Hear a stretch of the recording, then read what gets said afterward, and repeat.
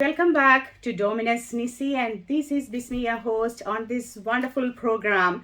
And I'm having a conversation with Reverend Father John Puthuva about his the way of giving hope, and that's what exactly we just heard in the song as well. So welcome back, Father. Thank you. I just want to get a bit more idea about the prison ministry. So we heard all different testimonies. So what exactly you will be doing as a prison ministry member?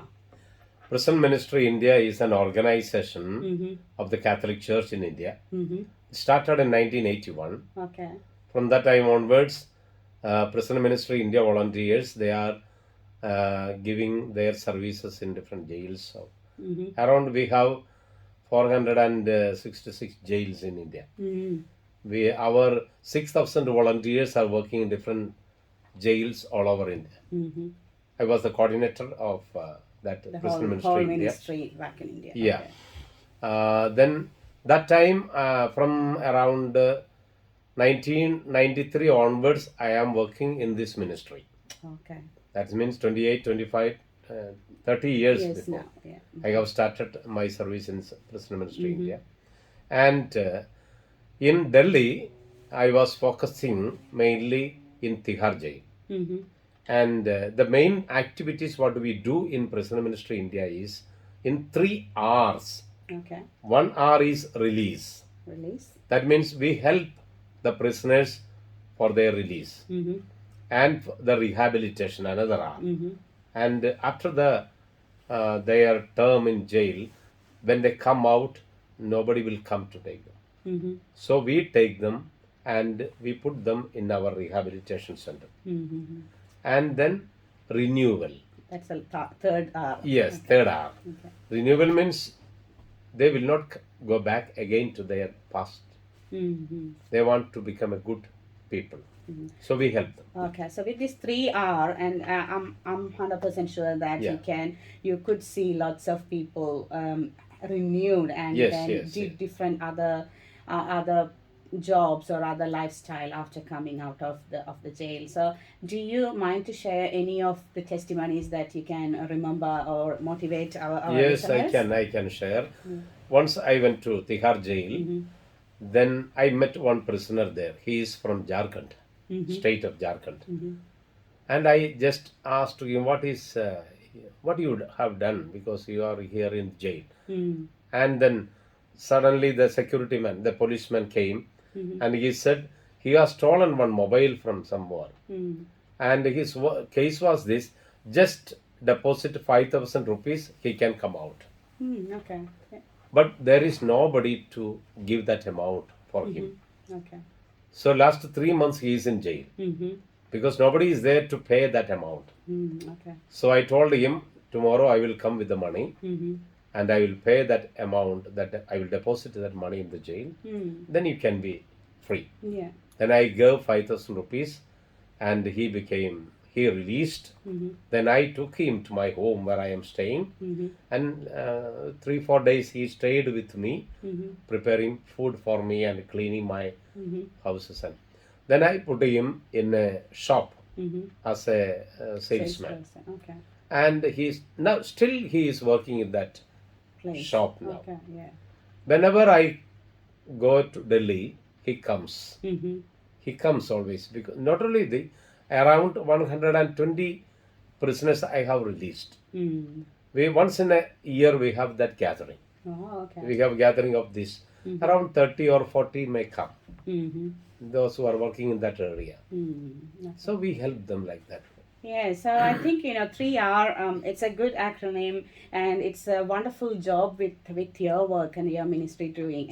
Clearly, you're here in Australia, and I would highly recommend that you Yes. should start the prison ministry here because correct. we are in high need of that. Okay. And we have a prison fellowship, which is a registered organization who doing lots of similar stuff here with the Christian community, with the Catholic communities, and other organizations like AFSM, Shalom. Yes, All those medias are helping by giving their publications and then sending their chaplains over there and getting conversations with them. And it is a sad truth that even in Australia we have some Malayali jailers there. So because Okay. of the recent controversial incidents happened. But my next question will be like, being here in Australia for a very short period of time, do you think that the prison ministry is your call here? Now I am working in a parish in NSW Newcastle. Newcastle, I okay. have inquired about what you asked. Mm-hmm. Then I need a course I have to finish. Mm-hmm. I have to attend a course for this. Yeah. Then I am inquiring about the course, Mm-hmm. and I want to do Mm. the ministry here in Okay. Australia. Okay. So I have already spoken to many people, Mm-hmm. but for me, I need the course and other things I have to fulfill Mm. to work. But I like to Mm-hmm. work among the prisoners Yeah. in Australia. Yeah. So, prisoners, it's always prisoners because of some real need. I would say it's like love, care, Yes. or compassion. So, wherever is it in India or in Australia, people are same, their emotions are same. So, you have that tremendous amount of experience back in India, and then you need to do some legalized courses here. So, we wish you all the very best to accomplish that legal side of it, to start the ministry. And it is encouraging to hear that people from India coming here to help Yes. Australians. So I think that's the one of the wonderful part of Father. And I could see that if you Google about the ministry in anywhere, and you can see the awards and the great things that he's done. It's there everywhere in newspapers and other areas. But I would really like to share the other news, like, Father John is here as part of a Syro Malabar mission headed by Bishop Bosco Puthur. And then he got a real good vision. And if you remember, 88.9 FM really broadcasted his interview in last August related to the inauguration of the new church in West Melbourne. And he was very supportive of all these things happening in the community. So my next question is related to that. So we know that our bishop is actually retiring, and the new bishop is coming, and we know that ceremonies and all those things are coming up. So do you have a real vision with our Syro Malabar mission, the prison ministry or evangelizing? I know that youth was the real concentration for Bishop Bosco. So do you think that this will be the next concentration? Yeah, Bishop Bosco Puthur was always supporting us when he was in India also. Mm-hmm. He is the supporting figure always. Mm-hmm. And the new bishop, Mar John also. Mm-hmm. John Panathodathil also, he has that vision. Yeah. He will be helping us in different ways. Mm-hmm.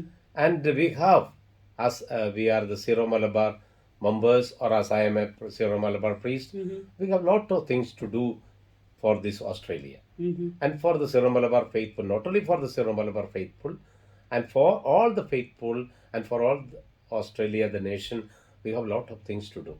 I'm ready to do for that. We all should. Okay, welcome to Australia, and then we look forward to all your good deeds coming across. I actually picking up to the other side of Father now, because we usually hear Father as a tour guide, and I was wondering why is that? And he's a special Indian who got 2 separate passports, and there are different stories behind it. So let's ask him. So Father, I know that you have done almost 17 or 18 Holy Land visits, taking people from India. So can you share how it started and why? Yeah, from 2009 onwards, I have started my Holy Land trips. Uh-huh. I want to take the people to the Holy Land. Okay. Holy Land, the land becomes holy because Jesus was born there, walked there, and he's crucified there, and he's risen. So that is Holy Land. At least the Christians should visit once in their life this Holy Land. Mm-hmm. So I thought that I can take the people to the Holy Land. Mm-hmm. So that's why I started my Holy Land trips. Around 18 to 20 trips I have done to Israel, Egypt, Palestine, and Jordan. So I want, still I continue the trips. At least as a Christian, in our life, once in our life, we should visit the land of Jesus, his footsteps, the place where he has gone. He has done his miracles where, and everything we should visit. I have seen that lot of people, they are coming only at the old age Time. time only. Like a Yeah. holiday, last holiday of my Last life. holiday maybe. Yeah. No, at least when we have health, we should visit. Yeah, okay. I have seen that people going to this holy land crying because Jesus has gone through this way. Through the Calvary, Calvary and and like that. okay, yeah. At least we should visit. That's why I am taking, still I continue that Holy Land trips. Okay, that's really great to hear. And then if you are interested to Holy Land visit with Father, I encourage you to contact Father directly, or if you don't have his contact me. I will make arrangements for that. And the other thing I would really like to share with Father, with you about him is like, whenever he take people, I got real feedback from the people who went with him, because he usually have the prayers with them, have the Holy Mass with them, and then they experienced different miracles while they were going with Father. So I encourage everyone to have to plan your next visit to Holy Land, and as you mentioned, not as the last one, but whenever you can at your life, that will be one of the best destination that you can make. Okay, thank you. So I was just picking up my points here. The one more thing I would like to check with you. I know that looking at all your life, being an assistant priest to the parish priest here, Newcastle. So you are a wonderful young adults companion during that time that I personally experienced. You were a wonderful parish priest at that time, and I still do remember my dad. He was one of your best friends, asking opinions and maybe sometimes arguing about different church activities and issues at that time. So you were a real good critic to find out the right information from right place, and then pick that up for your parishioners. And coming back to your social work, you did a PhD in that, so that's clearly showing your capacity in academical level, and then you showed your intelligence being a teacher, and then efficiency being a principal, and then from there you show that the compassionate heart through your Tihar jail journey. And then no wonder why Bishop chose you to come over to Australia to spread that compassion, love, and care. Being a parish priest in a new setting, totally new setting compared to India, how do you feel about your parish? Yes, when I was the assistant parish priest in Vismi's native place, still I remember I always take advice from Vismi's father, Kuriakos, because he is a retired Teacher. good teacher. He was so much helpful me in my priestly career. Always. He was supporting me very much. Okay. In my priestly career, that support still I remember. Now I am here in this Newcastle parish. Around 180 registered families we have. Other families also may be there. But I thought that I need them here, and they need me here, because they have to they need me because for their religious activities, religious things, they need a leadership and a support of the parish priest. So I am always with them. They are always with me. That is the true pastor. I want to become a pastor, not a doctor. Though I have doctorate in social work, that is in the academic level. Yeah. I'm also a lawyer, but I don't want to practice. That's one of the Because- things I missed. Yeah. I want to work among the people as a good pastor. Pastor. Okay. I don't want to become a teacher, but I want to become a teacher among the parishioners. All the roles we have. Yeah. Lawyer's role is there, doctor's role is there, and teacher's role is there. Everything in one person, that is pastor and And I parish know that priest. you're a good singer as well. Yeah, sometimes I sing. Yeah. Okay. Yeah. So I think being in Australia, in this modern country where the youngsters are growing without knowing the real love of Jesus, I would be like, I would be encouraging all the priests or all the religious leaders should be a pastor, like, showing that compassionate heart. So Yes, yes. maybe my last question, Father, I know that I'm taking a bit more time. No problem. Just thinking about the Melbourne, the Wyndham community, we are still growing. We have heaps of Indian community people are here, and I know that my show is going abroad as well. And thinking about those listeners hearing you now, what will be your message to them, from as a pastoral point of view? I always speak to my parish or parishioners, be a love bomb. Mm-hmm. You have seen many bombs Okay. that explodes and kills many people. Mm-hmm. But a love bomb means that never kills anybody. Mm-hmm. The bomb gives the message of love. Mm-hmm. So, in the love bomb in my heart, Okay. that love bomb of Jesus. Mm-hmm.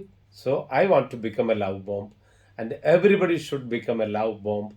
Then the world is good. Yeah, Yeah. that's really a good message. So Yes, that's it.